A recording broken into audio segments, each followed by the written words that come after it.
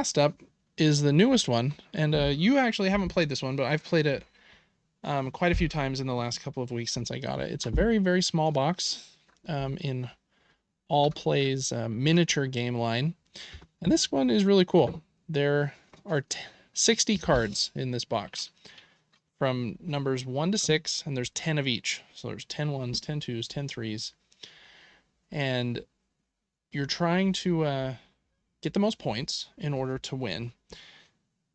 And I think the game has two really cool features. The first one is that the cards are the points. So you're trying to get cards with higher point values. So I'd rather have this 6 than these 4s, for example. In the second round and onward, cards will stack though. And so this would be 8, 8, and 6. And so if I win this round, I would get first dibs and I would take this stack of 4s, which would be worth 8 points instead of 6. The way that you play is fairly similar. It's a, what do they call it? A card shedding, like ladder climbing game where you're trying to get rid of, well, I guess it's not even so much card shedding. You're trying to win the trick. It's not truly a trick taking game either, though. You're just trying to have the most powerful hand of cards that were played. If you have the most powerful hand that's played, then you get first dibs at the cards in the middle. Since there are only numbers 1 to 6, a run can be from 1 to 6 is the longest run. You could have 2, 3, 4 as a shorter run. If I play a run that's 1, 2, 3, and then on Devin's turn, he can't play a set anymore since I've kind of led with a run. So sets are no longer allowed, so he couldn't play threes, but he could always play a single card, or he could play a run. And if Devin decided, I don't want to win this round so much, I'm just going to play a 1 and a 2, and then depending on what everyone else played, let's just assume that I won this round. I would get these 2 cards, and I put them face down in a pile in front of me. These are my points for the game. Let's just pretend that someone else did play something stronger than Devin's run, but not quite as strong as mine. Doesn't really matter. They took those. Devin would get this 6. And so sometimes you want to keep the cards. You're like, well, 6 isn't a lot less or fewer points than the 8. Maybe I don't burn so many cards and just shoot for last place, knowing I'm still going to get quite a few points. The cool thing about this game, the cards that were played this round become the points for the next round. So these like slide up here, and these would stack and stack and stack. So now 4, 3, and 2 would be the points available for this next hand. So the cards kind of cycle from your hand to the points available. Then whoever wins that hand gets first dibs, and those go in their point scoring piles. And whoever has the most points in their face down point scoring pile at the end of the game wins. It's only like a 10-minute game, so you'll have like 10 cards in your hand, maybe up to like 14 depending on player count. The second cool thing this game does is as soon as one person is out of cards in their hand, the game doesn't end. So you don't want to run out of cards too fast, because if you do, everyone else keeps playing rounds without you, and you don't get to take any point cards.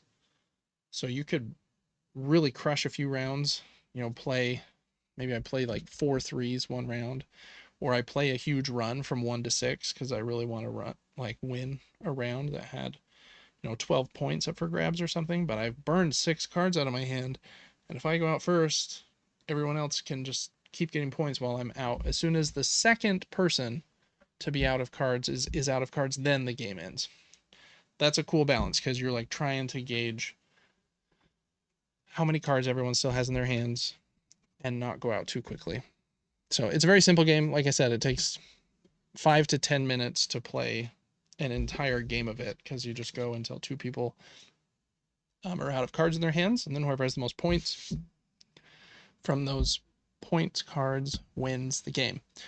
I think it's really good. I really like the silly artwork. The silly artwork maybe I don't. It makes it look like a kid's game when there's actually a little bit of like depth and thought in the game. It's surprisingly like better and a little bit deeper than I thought it would be in a box that small with a unicorn on the cover. Yeah. But and so like that might hurt like their ability to sell it like in, I don't know, Target or something. If someone walks past this and Phase 10 and Uno, they probably think like, oh, that's a game for 2-year-olds. I know what Phase 10 and Uno are because it's just cards with like a black background and a number. And that might have helped, even though I like this better. So anyways, the artwork's a little, could go either way. I think it's kind of funny to have silly artwork on here, but I think it's a clever little card game. I really like it. I also am going to give Rainbow a gold trophy here from Gaming Top Down. Devin, I know you haven't played it, but last thing we're going to do here is the cards from 1 to 6 do also make this fun little mural, setting them all together. So let's just look, and then I want you to tell me which of the 6 cards is your favorite piece of this unicorn mural. It's probably going to be that yellow since you're so into yellow. Well, and the massive unicorns on it. Which on 3? Oh yeah, he is pretty big. Here's 5 though. Oh, but the 5 is cool with the head. That one's kind of derpy. Looks like he's wearing glasses. I do like that card. Where's the 6? Here we go. 6 has half a unicorn. I really like all the cards in their own way. Yeah. I think cherries are cool. I do like orange and yellows. I mean, kiwis are just cool. Mm-hmm. And then the derpy guy, and then I do like grape flavors. Yeah. Anyways, that part's not important, but kind of a fun little touch that they all do. Kind of make this one piece of artwork. But anyways, that's Rainbow. Another recommendation from Gaming Top Down. I think it's a great little card game that for full price, I think is $9. But you might be able to find it for cheaper than that as well. So that's going to be our review for Rainbow.